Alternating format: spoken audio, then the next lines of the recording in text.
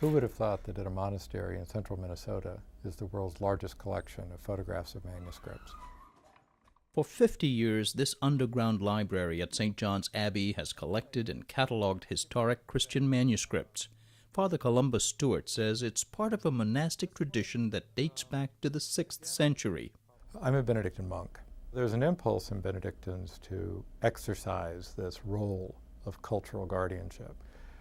And that's an impulse that continues even in the modern age. Many of the texts were handwritten long before printing presses. Some, like this Quran, were created soon after. This one commissioned for study by some of the first Protestant scholars. It's the first printed copy of the Quran. It was published in 1543 with a preface by Martin Luther. Father Columbus says these ancient texts echo with relevance to our time. Christians were dealing with Islam, and there was a real desire to understand it better. So the result was they wanted a translation of the Quran into Latin so that Christians could read it, but of course it wasn't for the sake of religious understanding, it was for the sake of refutation. This whole question of how Western, predominantly Christian countries dialogue with or relate to majority Muslim countries is something we've been talking about since 9/11. But what we forget is there's centuries of experience of Christians and Muslims, and in many of these areas, significant Jewish communities as well, living together.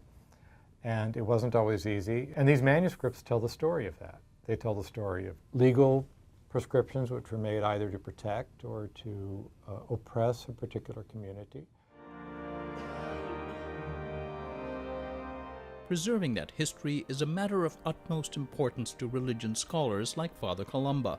If you believe that we can learn from the past of our own lives, the past of our families and our own nation or cultures, the only way the past has come down to us is in the form of these writings. Ethiopian manuscript, Latin manuscript. Impressive as the physical manuscripts are, this library's much larger collection consists of digital copies of sacred texts. Most of the originals remain in churches a world away from here. Over 100,000 manuscripts from Europe, the Middle East, from Ethiopia, from India. Well over 40 million pages. We've lost count long ago. The texts are recorded digitally, cataloged, and stored in underground vaults. And our pledge is that those will be safe forever. The library's effort began in the 1960s in Europe, a time when microfilm first became available, also a time when there was fear of a nuclear war.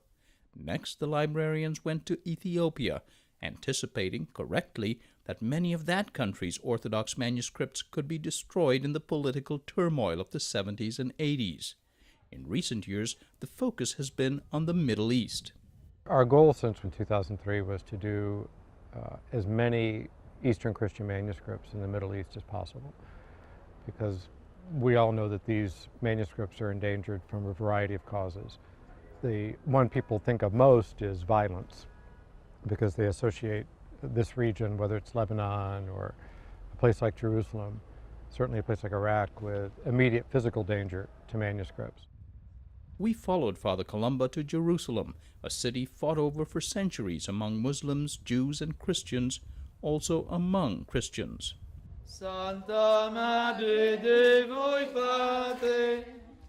These pilgrims were on their way to the Church of the Holy Sepulchre, where they believe Christ was buried. I'm going to show you a diagram of the Holy Sepulchre. All that's left now is really this area. The building was destroyed by Muslim rulers and rebuilt in the 13th century by the Crusaders. It is one of Christianity's holiest sites, also a symbol of its divided family, something that complicates the task of tracking down and digitizing their sacred books. So the Greeks have the central piece, the Armenians have quite a bit of the chapels surrounding the center, the Latins have the far side, the Syrians have a small chapel in the back, the Copts have a small chapel inside. So it's a little microcosm of all of the different religious traditions here in the Middle East. And unfortunately, relations are not always easy, because when you have all these different groups living in what is a fairly small building, they're fiercely protective of their rights. Many regions where these traditions evolved, modern-day Turkey and Iraq, Armenia and Russia to the north, as far south as India, have seen war and upheaval through the ages. And just last October, a Syriac Orthodox church was bombed in Iraq. All this increases the urgency to record the texts that have survived, says Father Columba. He is particularly interested in digitizing the Syriac Church's collection in Jerusalem. Barakmos. How are you? Thank you Nice very to see you. It will take dogged diplomacy. These Eastern Christian communities, many of which have been persecuted, massacres are within living memory. This stuff is really in their gut. And so you have to build a relationship where they understand that the motives that we bring to these projects is one of deep reverence. The Minnesota Library also brings the money needed for such projects, several $100,000 each year, raised from various private donors. Local church staff are trained in the tasks, and while copies go to Minnesota, the local church retains copyright. So if you have a monk or a layperson you think would be a good person to do this work, or two people? Our monks always, they will be with them. Yeah. This is a very, very old manuscript, perhaps 7th, 8th century. It doesn't say. It doesn't say. It doesn't. But it's very It was old. written, but In years ahead, Father Columba expects to return repeatedly to the Middle East until, as it were, the word is made safe.